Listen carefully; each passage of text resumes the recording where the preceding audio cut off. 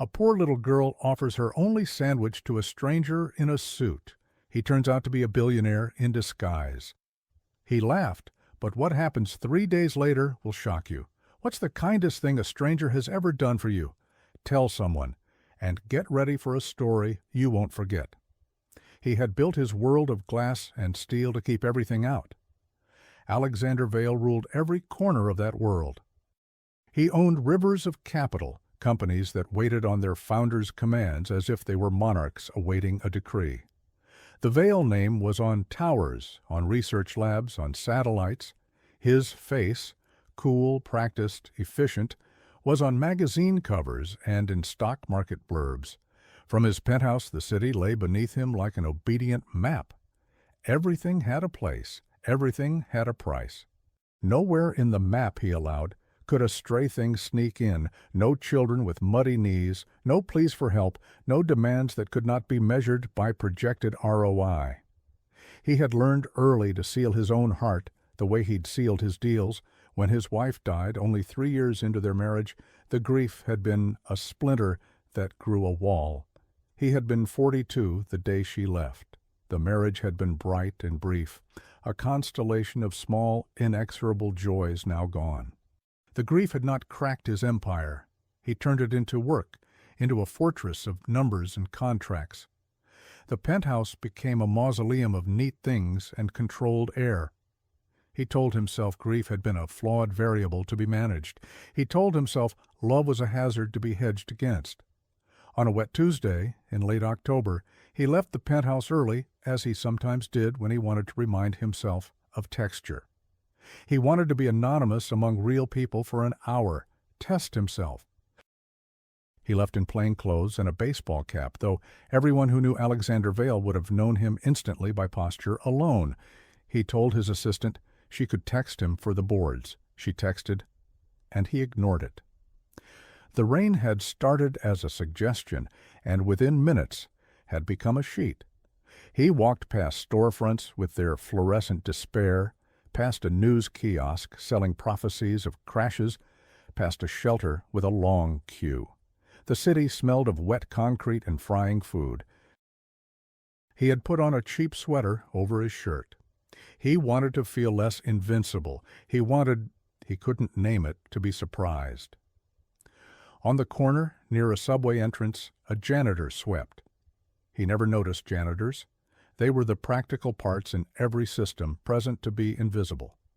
This janitor, his name Alexander would later learn, was Enrique Morales, moved in slow, efficient motions, backbent, plastic gloves bright against the gray drizzle. A little girl stood at the edge of the canopy watching the rain. She had a knit cap too large for her head and a backpack with an odd hand-stitched patch, a whale with a missing eye. Her face was clean, but small hands showed dirt under the nails. She was 7, maybe 8, though there was a wisdom in her gaze like a patient candle observing the room. She held a sandwich wrapped in wax paper like a treasure. She was humming under her breath, a tune without words. Alexander saw the sandwich because the smell of bread cut through the rain.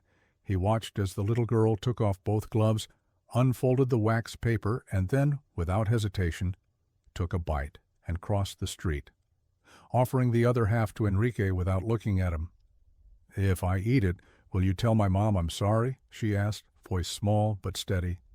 Enrique looked up, startled. "For what, pequeña?" "For making her work late," she said, "for leaving the mop bucket there, for not paying attention. If I give you my sandwich, will you tell her I'm sorry?" Alexander stopped as if struck. He had watched enough interviews to recognize public displays of innocence, but this was something else entirely. The child's offering was not a plea for food. It was a raw oath, a barter of love for repair. He laughed, soft, almost shocked, a sound that puzzled him. His laugh drew a glance from Enrique and then a stare from the girl. "Sir," she said to him, polite and blunt. "Do you want the other half?" He had not meant to hear that. He had not meant to want anything. But something in her eyes, clear, uncomplicated, moved him. He bought a coffee from a vendor and, after a moment's indecision, took the other half of the sandwich. He unwrapped it, took a bite, and realized it was a sandwich the way his childhood remembered them, simple, warm, with sun-baked bread and ham and mustard. It tasted like something that had not been commodified. He swallowed and felt absurdly as if he had swallowed an echo. 3 days later, she found him. It happened in a way that felt arranged by fate. He had returned to his schedule, board meetings, mergers, conference calls. The Vail name was on another headline, Vail Corp to acquire Helix Tech. He was in the middle of projecting a future where he could buy a startup and remold it without stain, when his phone vibrated. The notification was from an unknown number. The message said, "Daddy?" The room went quiet. Alexander felt the blood drain from his face. He put the pointer down. "Excuse me," he said, voice steady, because he had trained it to be. He excused himself and stepped into the hallway. The message included a picture. There was the little girl's face, hair damp, her knit cap perched askew, the whale patch visible on her backpack. But it was the reflection. He had seen that face once before in an old photograph. His wife's cheeks, her chin, the soft tilt of mouth. The picture showed the girl's profile, and in profile, she was mirror image of someone he had loved. He called the number. "Hello?" The voice was a hurried whisper. "Are you Mr. Vail?" His chest compressed. "Who is this?" "She said you were her daddy," the voice said. It's me, her mom. My name's Pilar Morales. I'm Enrique's wife." "I'm the janitor. They call me Pilar." "Please, sir." She says something. If you are him, if you're Alexander Vail." The hallway tilted. The rest of the world became background noise, apart from the word that rose in his chest like a heavy stone. Father.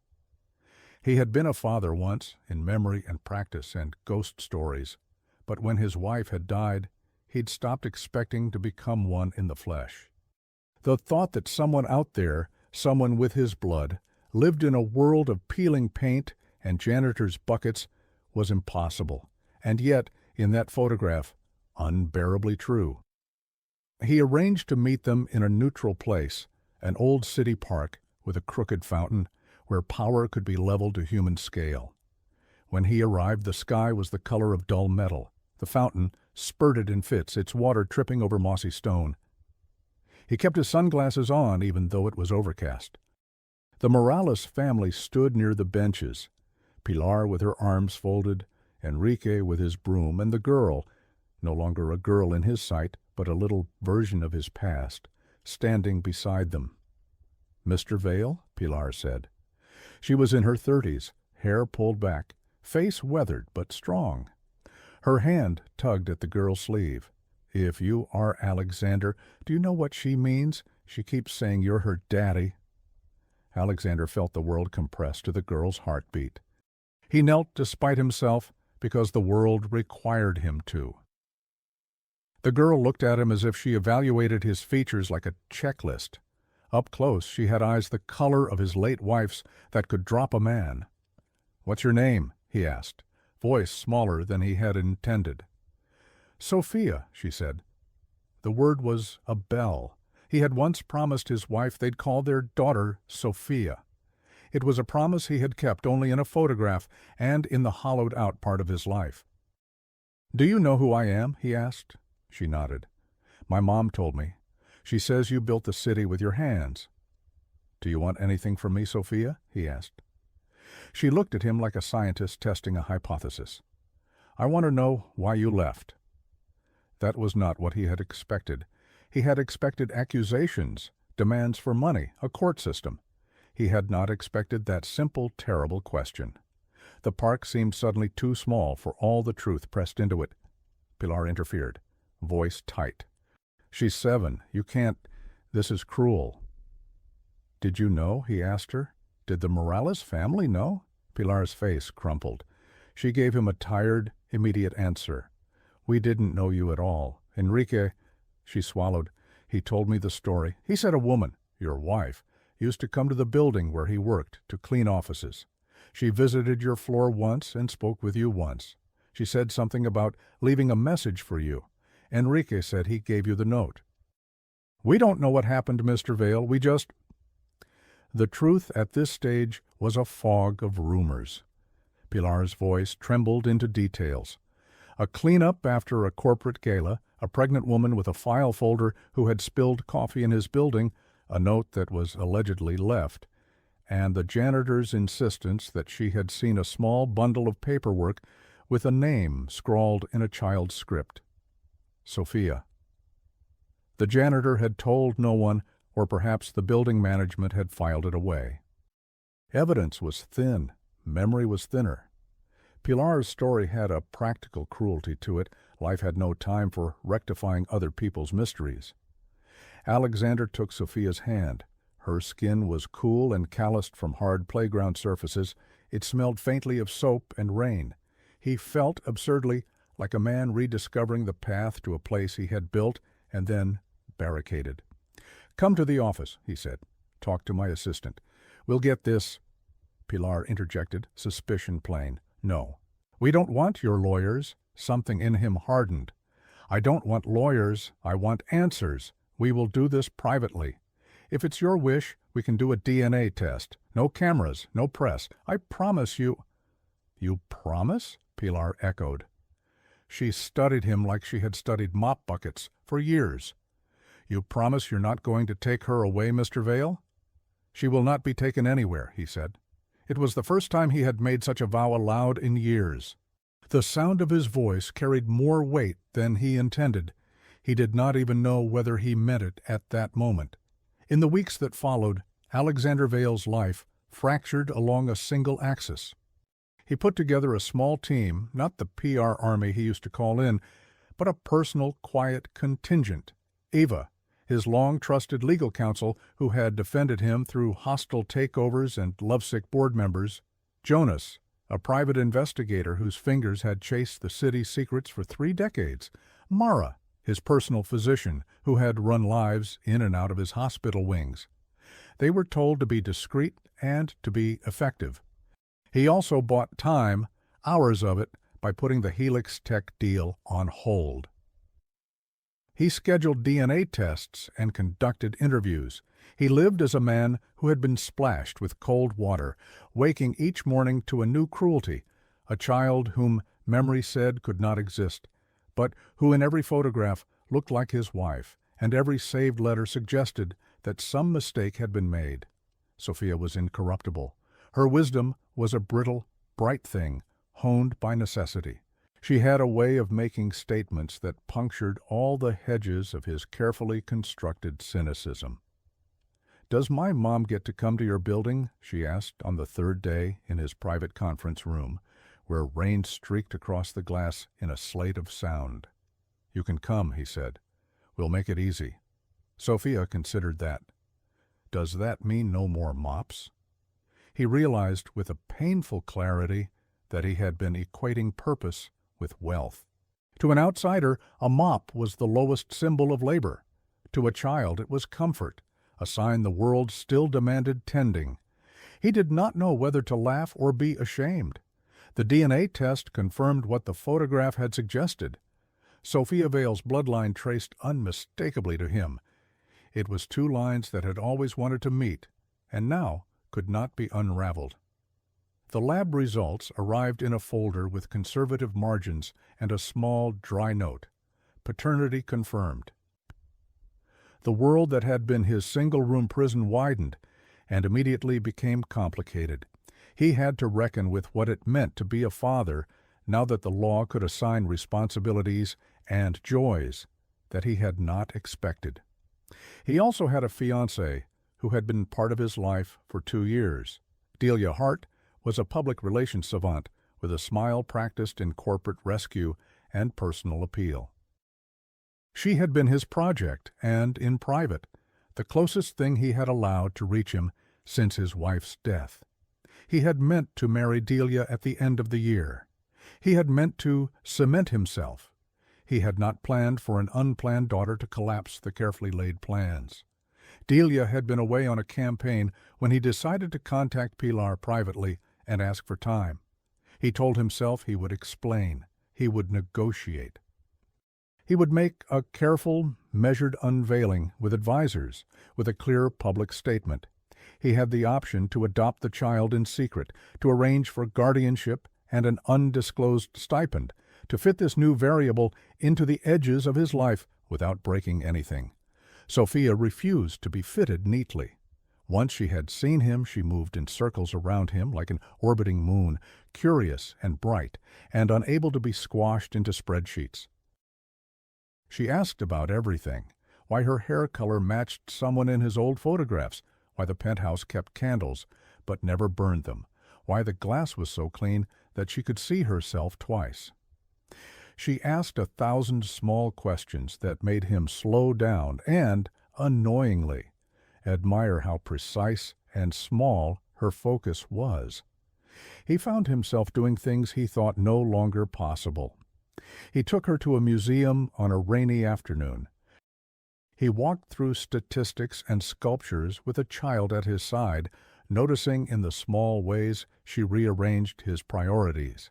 He noticed when she counted the steps backward down the stairwell 7 times, perhaps a superstition she had learned from her mother, and he understood that some small things were not his to command. The investigation into the past turned up more than just the DNA test.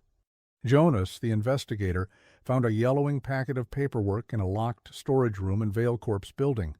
It was an old maintenance log with signatures faded like memory. In a margin, someone had scrawled a name, Sophia Morales. There was, among the documents, a sealed envelope that had been stamped "Confidential." Inside was a short note, in a woman's hand. "If you are reading this, Alexander, I want you to know there is a child. Her name is Sophia. I left a message in the front desk log on June 12th. Please forgive me for not bringing her to you. I thought I was protecting her. Tell her I loved her. Elena." Elena. He had not seen that name in a decade. Elena had been his wife. He had stored her in memory as a perfect tiny comet that had passed through and exploded and left everything rearranged. He had assumed, after her death, that the past had been finite. The envelope had not been opened to him earlier because someone had locked it away.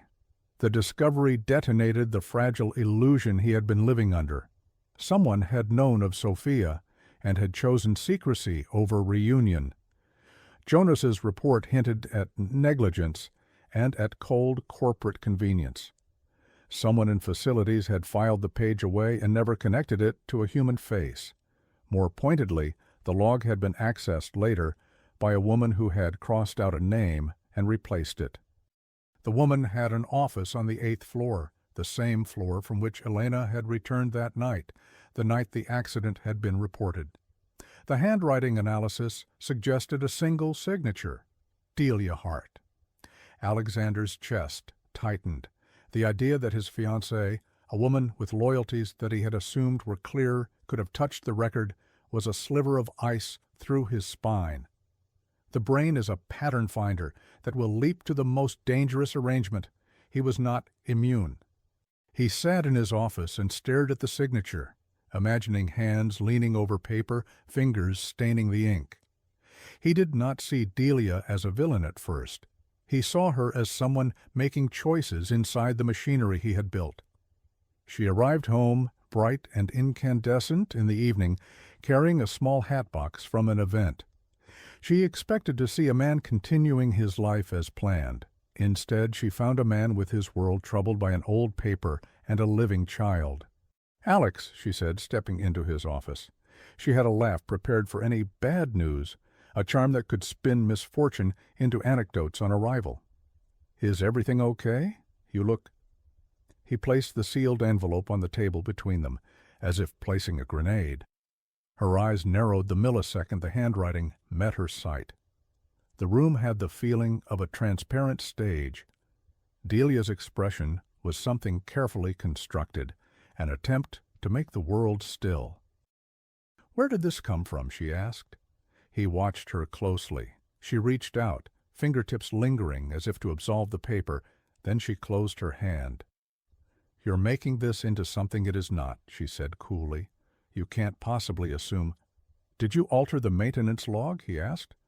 Her color changed. The practiced smile fell like a mask dropping.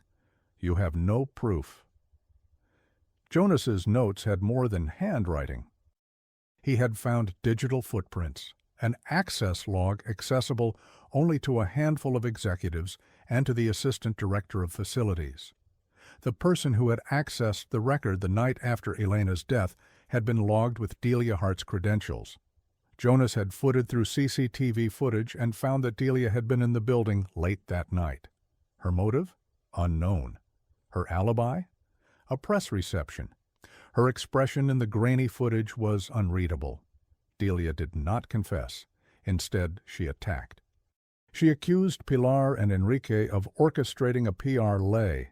She dared Alexander to consider that it was a ploy to extract money. She spread rumors subtly. In a board meeting meant to project stability, she filled rooms with alternative narratives. She made legal threats.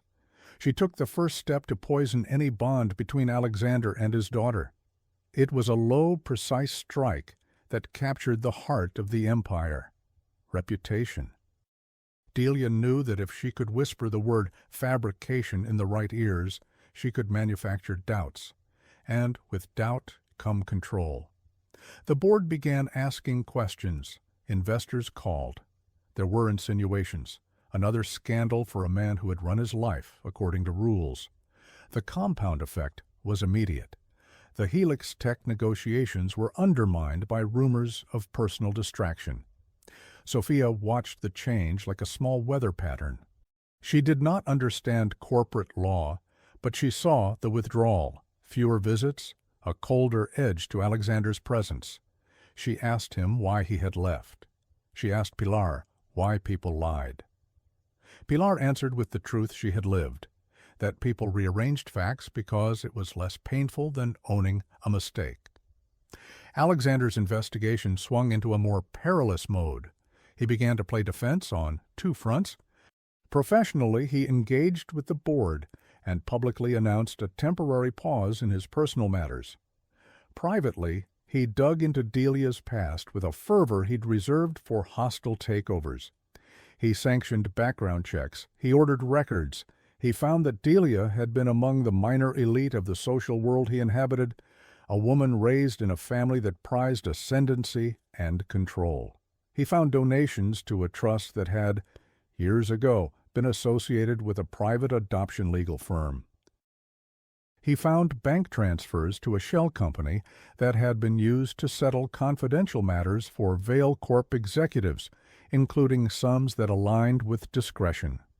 The more he uncovered, the more his hands shook. If Delia had manipulated records at the offices the night Elena died to hide a document that would have connected him to his child, then she had the capacity to remake the past for her benefit. The question of motive loomed like a thunderhead. Some motives were as petty as status. Others were as lethal as fear of losing control of a man whose kingdom she had intended to inherit. For Delia, control was currency. But Alexander did not react in the way he had rehearsed. He did not call security first. He thought of Sophia's hand in his, felt tenderness and an awful responsibility. He realized that to protect the child, he must do more than fight in courts and corporate trenches. He must become a participant in small, ordinary life. He must be present. Those were decisions that would cost him. He called an emergency board meeting and announced his intention to step down from the Helix Tech negotiation. The room exploded into disbelief. EVA, his legal counsel, had expected compromat-style leaks and had prepared a statement of controlled outrage. Still, she had not expected the man she advised to risk everything. "You're halting a strategic acquisition," said Marcus Lee, his CFO. "This is an $8 billion move. You cannot—" "I can, and I will," Alexander said. His voice was a strange mixture of cold clarity and trembling will. He looked at Delia, who sat there gorgeous and furious, and saw something like wounded pride. He had expected her to be devastated by the news. Instead, she sharpened. Her eyes calculated. "We're negotiating terms," Marcus insisted. "The board needs your signature." "I'm signing nothing more in the next quarter without this matter settled," Alexander said. "My family is my priority now." The room hissed. There were threats of resignation, of suits, of subtle campaign efforts for his removal as CEO. The board discussed a vote of no confidence. Alexander stood his ground and watched as loyalty fissured. He felt the walls of his life crack and the cold wind of the market fan into every seam.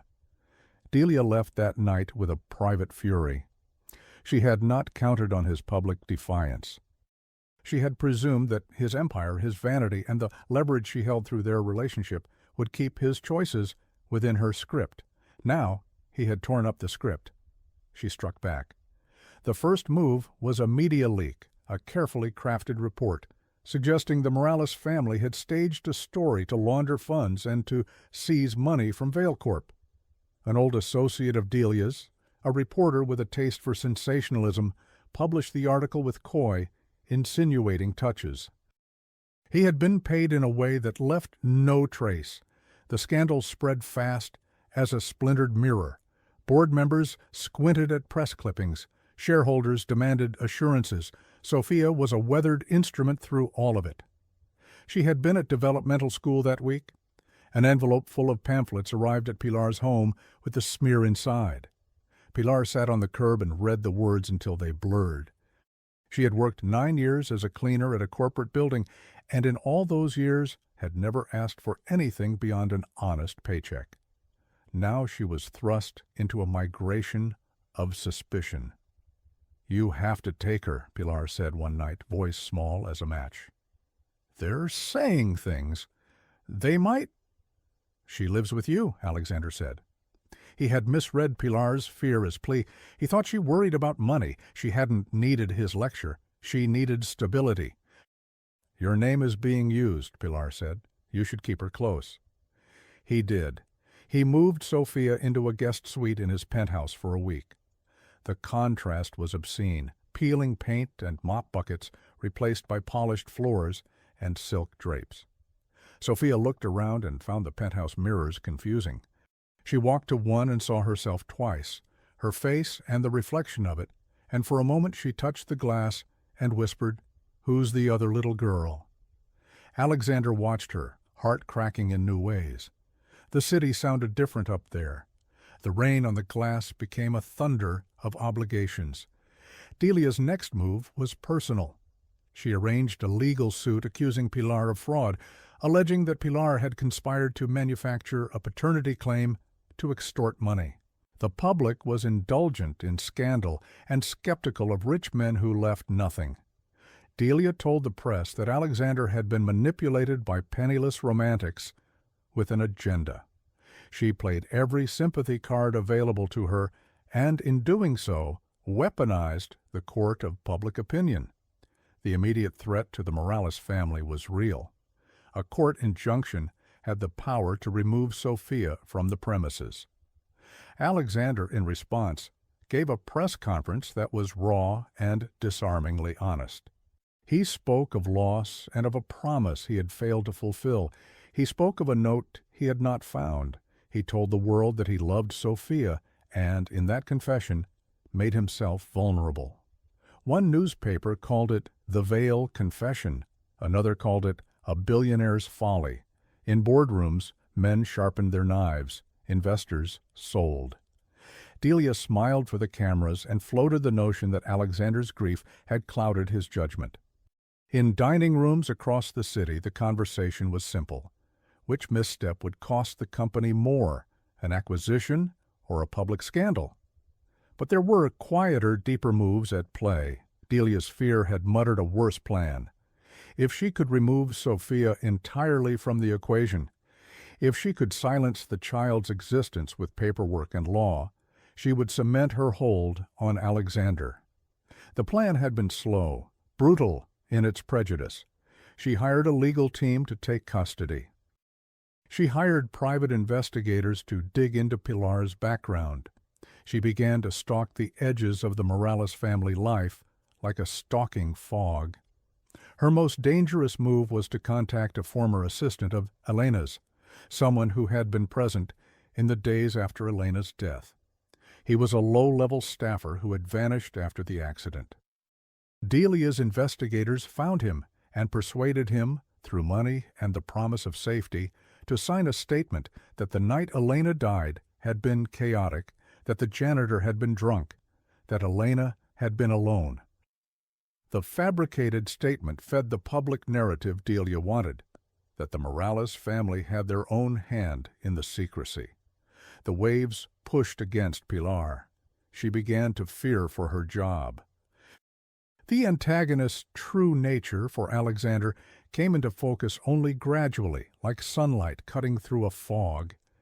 He had been reluctant to see Delia as a snake. He had loved her in a measured, controlled way. But the pattern of her choices, the smothering interventions, the slow consolidation of influence, told a story he had not wanted to accept. She had not been protecting him. She had been protecting a power layer to top him. The betrayal, when he learned it, arrived in a storm. It was a Wednesday night, and the rain battered the city in hard horizontal lines. Alexander had stayed late to review flight plans. He had the sense of being watched for weeks, a pulling at the margins of his life that was not random. The phone vibrated with a text from Jonas. "Meet me at the old office. Bring no one. Bring patience." Jonas met him in a stairwell under the building, a neutral place, sterile and cold, with concrete walls that bled with humidity. He had in his hand an envelope and a disk. "This came from an email server tied to Delia's account," Jonas said. "We intercepted an exchange. It paints a very specific picture." He handed Alexander the disk. Alexander slid it into his laptop in the stairwell, feeling ridiculous and primitive. The files were small and precise. Timestamps, document attachments, a photograph. The photograph was the bomb that obliterated any remaining illusions.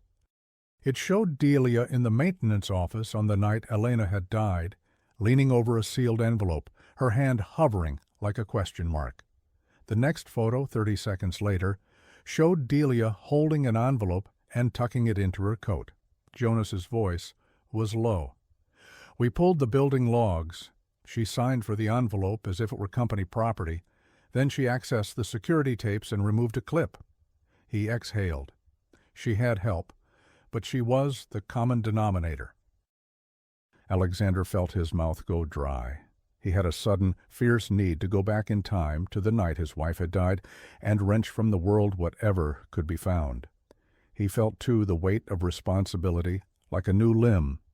He had lost his wife, and then, in grief, assumed the world had ended, when in fact at least one person had been making choices that rewrote facts. The betrayal was the hardest cut because it came from a woman who stood to inherit his life. Delia had not only moved papers, she had moved truth. Alexander confronted her in the penthouse. The thunder that night was like the world's applause for his revelation. Delia sat at their kitchen island, wineglass drained, her expression controlled. She did not look surprised. "You lied," he said. "It was complicated," she said. "You were hurting. You were vulnerable." "You touched paper that belonged to my wife," he said. "You hid it. You moved history." "The city thrives on certain truth," she replied coldly. "Sometimes those truths sacrifice people to stay intact. I did what I had to do to keep the company stable." "Elena was a person," he said hotly. "She had a right to be a mother. You took that from her. You took that from me." Delia's face softened to a rehearsed, tighter softness. "You had a choice to be a father or a man with no distractions," she said. "What you did was reckless. Bringing a child into the public eye endangers this company. Is that what this is to you? Company first? Always?" The rage was a physical thing, a hand on his chest. Delia stood. "I love you," she said in a way that was a plea and an accusation. "And I love what we've built. I won't be sacrificed for someone's messy altruism. Alexander felt his vision narrow. He could see for the first time since Elena's death the whole thing as an act of murder, murder of a possibility of a family. He had to decide now. The board was a pressure, the market a hungry animal that would devour hesitation. He had to choose between the empire and the child in front of him, between contracts and the warmth of a hand in his. He chose Sophia. He took the public blow and took it in the open. He refused to allow Delia's narrative to stand. He went on television and told the truth, that he had been negligent, that he hadn't found a note, that he had been a coward when Elena had needed him, and that he had pledged to correct the wrong. He named Delia's manipulation with delicate words, and the story became not only of a father, but of a man who had been wronged and had chosen to come clean. Delia's power crumbled. The board was furious, but lookers and investors saw something else. They saw a man who preferred human truth to corporate growth. Some called it folly. Others called it moral clarity. The stock dipped. Lawyers lined up. But the wave of public sympathy was unexpected and overwhelming. Human stories remedied corporate blunders with a power analysts couldn't price. Delia, watching the collapse, made a last violent move. She arranged to get custody papers served at Pilar's home under the pretext of an urgent court filing. Her legal attack carried the possibility of uprooting Sophia from her life. She intended to remove the child from Alexander entirely and remake her into a feature of the Vale household in a sanitized corporate way. A child with no messy past, raised under guidelines and PR. On the day the papers were to be served, the sky opened. The city was a theater of wind and rain. Pilar sat at her kitchen table, hands wrapped around a cup of tea, Sophia doing homework at a light of brittle yellow. There was a knock.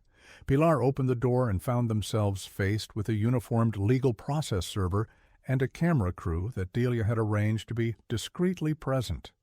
The air around them felt suffocating, but Delia miscalculated the simplest human force. Love. The community had rallied. Enrique bristled in a way that had nothing to do with choreography. He called every friend he had, and together they amassed witnesses and a revolt of ordinary people who knew the Morales family to be honest and true. Neighbors showed up at the Morales home to speak affidavits.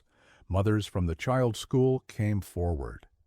Pilar's employer's own records, meticulous in a way corporations never expected, had time-stamped sign-ins and notes that validated Pilar had been at work during certain times. The small bureaucracy of daily life had, ironically, the truth written in edges, old receipts, time cards, phone logs. These were the quiet enemies of a manufactured narrative. The neighborhood assembled around Pilar like a living wall. Alexander, meanwhile, had taken the crusade further. He had placed himself in the center of council rooms and courtrooms, and when Delia pulled legal strings, he filed countersuits for the falsified records and for the recording of private moments. The legal war was long and bitter. It pulled at resources and patience. It played out in a courtroom where the city's press came in the thousands. But the final unassailable blow against Delia's web was a deathbed confession from an unlikely source.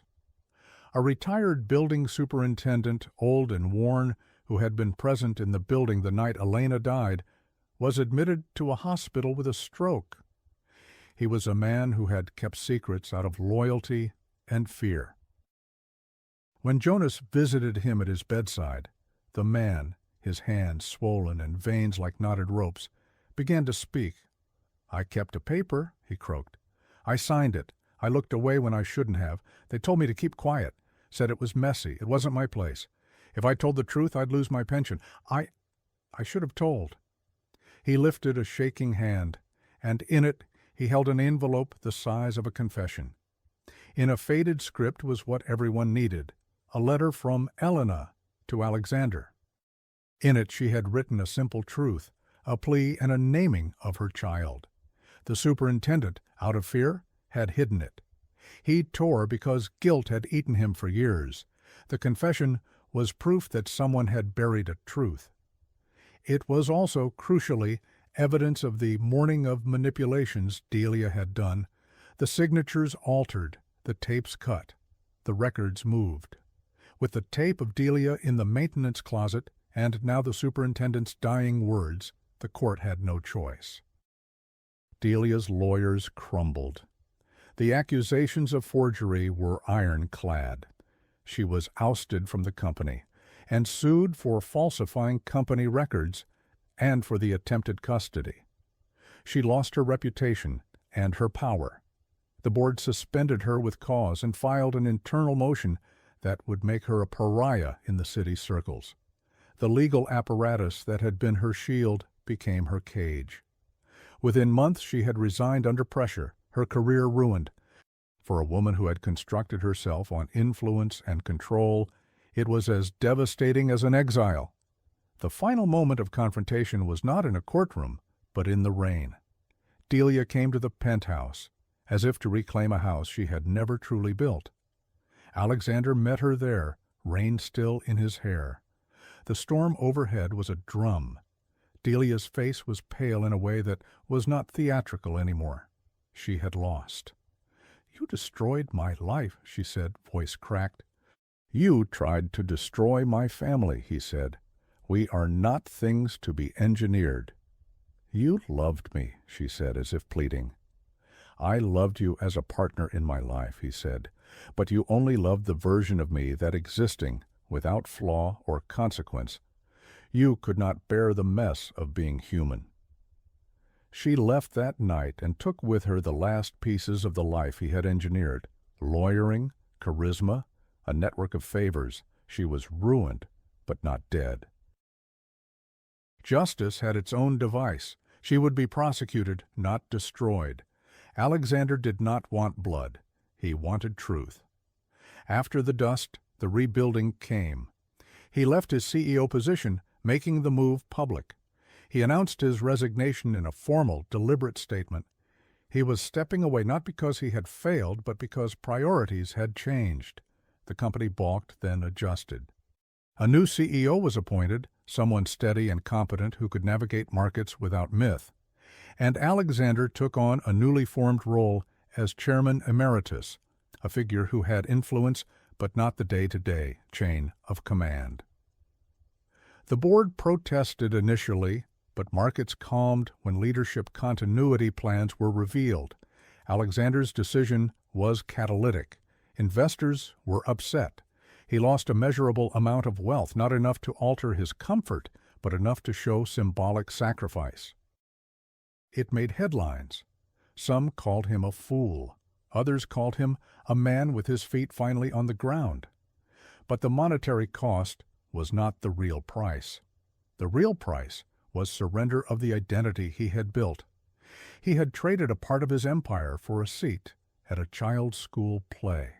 He traded a portion of his control for a dinner where mashed potatoes were spilled. He traded headline power for bedtime stories whispered across the soft hum of a radiator. He gave up public deals and private plans to be a father, and in so doing made himself vulnerable to other forms of pain, everyday messes, aches, schoolyard fights. He signed disclaimers and called his mother to ask how to braid hair. He learned that sacrifice was not a single theatrical gesture, but 1,000 small, corroding ones that demanded attention. Sophia adjusted with the resilience of the young. She was brilliant at the small things, knowing which sponges cleaned the kitchen and which did not, the way to catch a stray cat in a box, how to make a dish that tasted like the kitchen behind Pilar's door. She learned to hold a fork properly in his penthouse and to fold the company napkins with surprising precision. She loved his books, but hated their mustiness. She hated his suit's stiffness. He bought her plain sneakers and taught her to walk in the park, unafraid. Pilar's life transformed too. She went from office hours and mop buckets to being invited into the fold of a family she feared at first to trust. He offered to pay for Pilar's night classes, and she accepted. She learned to feel the heavy thing of choice instead of compulsion. She could live near the penthouse and still keep her independence. Or she could live in a modest apartment 2 blocks away and save money for dreams she'd shelved. She chose the latter at first, then, months later, accepted a home with a small garden paid for by Alexander, one he insisted she pick out herself. The key to that house was a physical symbol, an old brass key he took from a drawer and gave to Pilar with a letter sealed in an envelope. The letter had Elena's handwriting copied across something old. Inside was a note from Alexander, newer, rawer. He wrote of mistakes and gratitude. He wrote of the power of ordinary life and how the child's laugh had undone him. The letter was a relic they both read until the ink softened. The legal fallout for Delia culminated in a trial. She was charged with falsification of records and obstruction of justice. The trial was not quick. It was a tedious and public clarifying of small lies. Her defense crumbled as the superintendent's letter and the CCTV footage stacked like bricks. She was convicted on multiple counts and given a sentence that included restitution and community service, and more damaging for someone so accustomed to glory's public loss of status. She left the court a shadow. The city felt differently after the trial. People were less certain of money's invincibility. They watched as a man who had dominated so much of their skyline stepped down and chose something lower. There was a new measure for him now in the papers and on people's tongues. He chose his daughter. It was a simple sentence. It did not qualify him or diminish his accomplishments. It humanized him. Time did its work. There were smaller beats. Sophia's first day at school, where Alexander pretended not to see the tears in Pilar's eyes. The day the city recognized the Morales family with an award for community service. The night the penthouse roof became a place where he and Sophia roasted marshmallows over a small illegal flame and watched the city sparkle like an answered prayer. Then came the final redemption, the outsized public and wholly personal gesture Alexander realized he must complete to be who he wanted to be. Vailcorp had been offered an opportunity only a board could dream up, a merger that promised the kind of return stories were told about. The deal had been worth billions, contracts that would change the shape of their industry, and had been hatched in the months while he had been embroiled in the personal fight. The company needed a signature from its chair to move ahead. The deal would have secured technological access and power. Many men in suits lobbied him to sign. The calculus was stark: sign and secure a legacy he had built, or refuse and possibly end his career in the company's mythology. He chose to step away entirely. The public ceremony that day was drenched in rain, another thunderstorm punctuating his life. In the lobby, under glass awnings, cameras waited.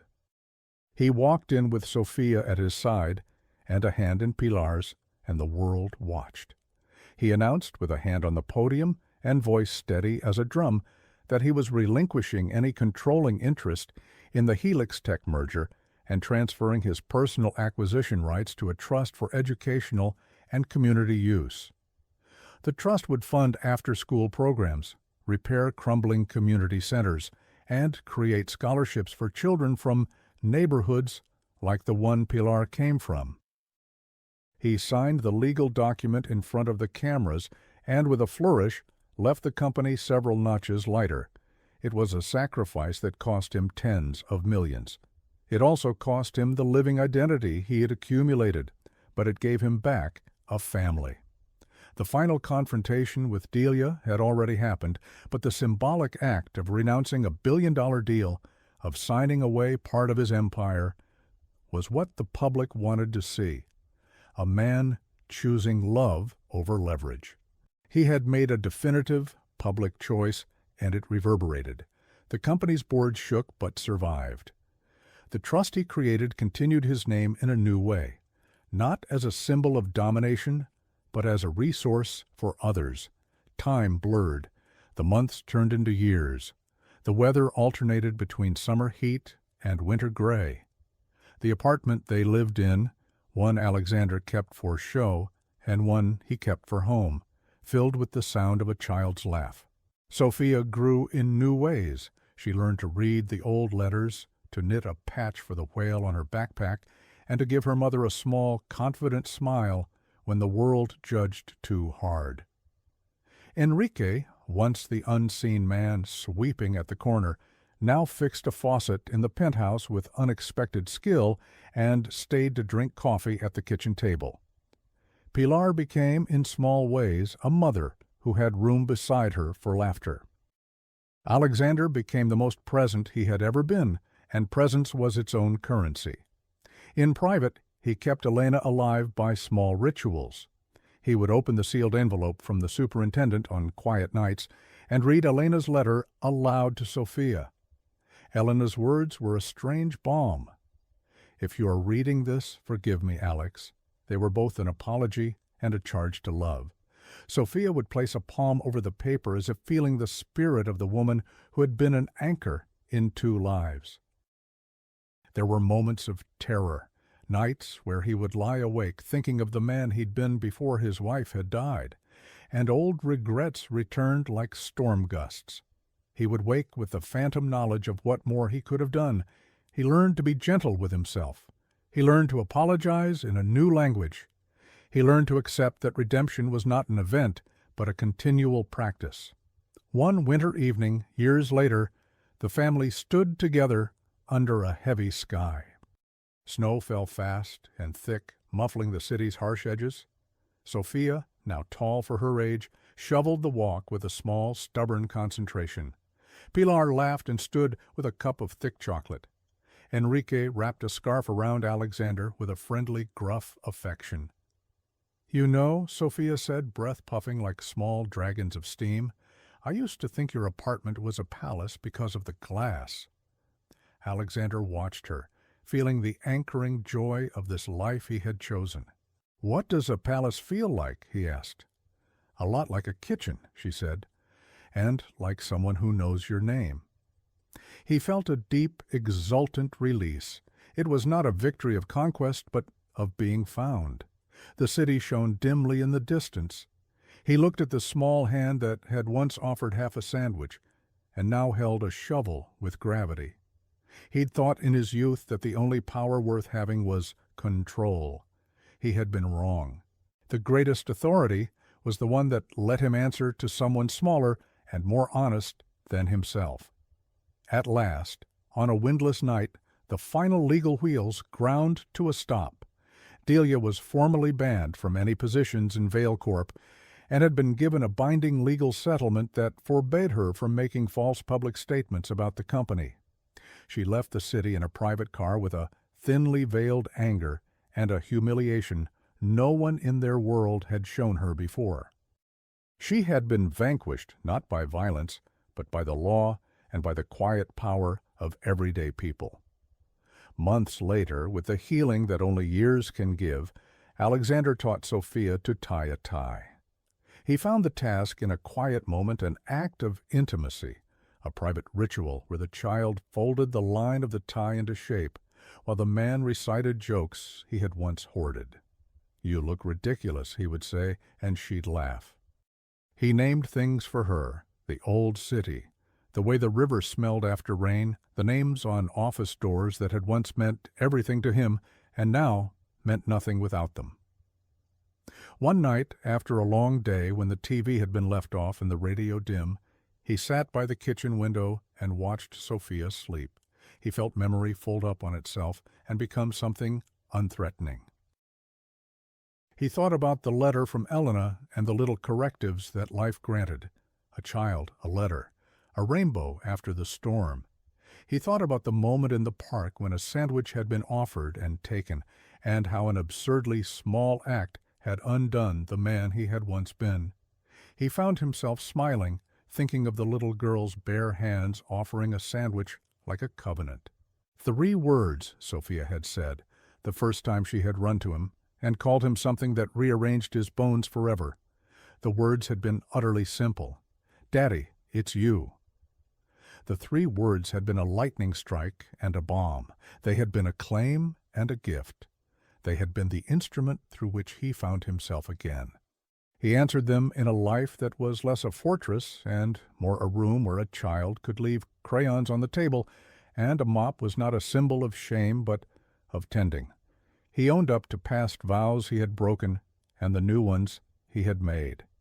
In the end, the city was the same. Its towers pierced the sky, its markets hummed, its small injustices repeated like a bad refrain. But within that city, in a modest house with a garden, and in a penthouse that served as a place of return, a family had gathered and made a home out of the ruins. Alexander Vale, once a man whose heart was sealed like a bank vault, had chosen the messy, luminous world of family. He had accepted public consequence for private truth. He had sacrificed a deal, a title, anonymity, comforts, and control. On a bright April morning, the family walked through the park where they had first met. The fountain was patched and the benches had fresh paint. Sophia ran ahead and waved back at him with her wool cap. Pilar walked beside him with a small sling of keys, including the brass key to the garden home. Enrique trailed with a broom he kept more for old habits than necessity.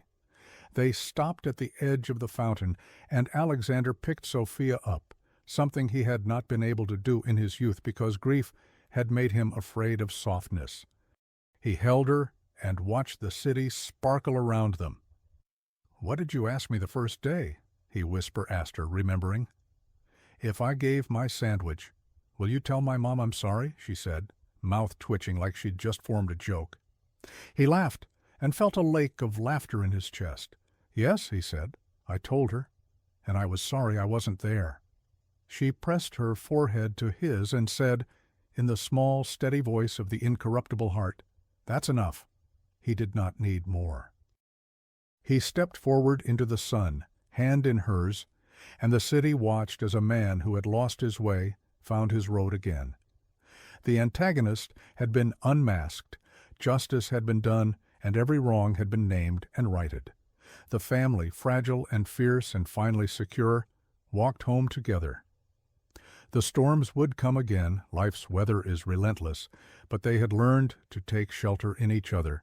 Years later, at a small ceremony in a simple community hall funded by the very trust he had created, Alexander watched Pilar and Enrique and Sophia stand under a banner that read, "Community Together." He had resigned from his old throne, accepted public scrutiny, and traded empire edges for something human and raw, obligations that included bedtime, scraped knees, and school recitals. He felt a completeness he had never expected. Sophia stood on a small stage and read a piece she had written. "My dad is a good man. He lost things and found them again. He had to be brave to be my dad." Alexander thought of all the things he had been forced to relinquish, and of the greatest thing he had gained.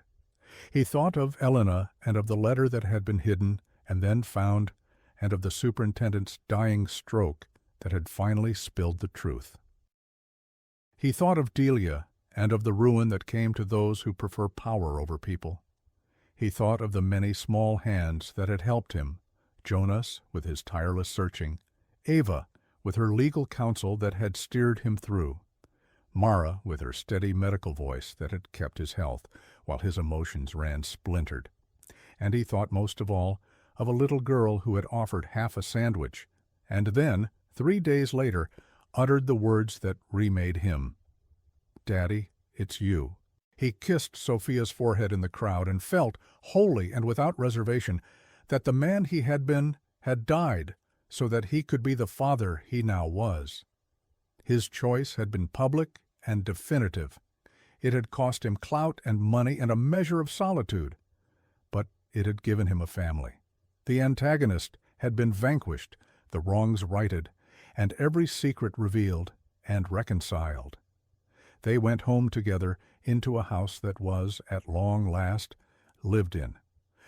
The whale patch on Sophia's backpack had been mended with new thread.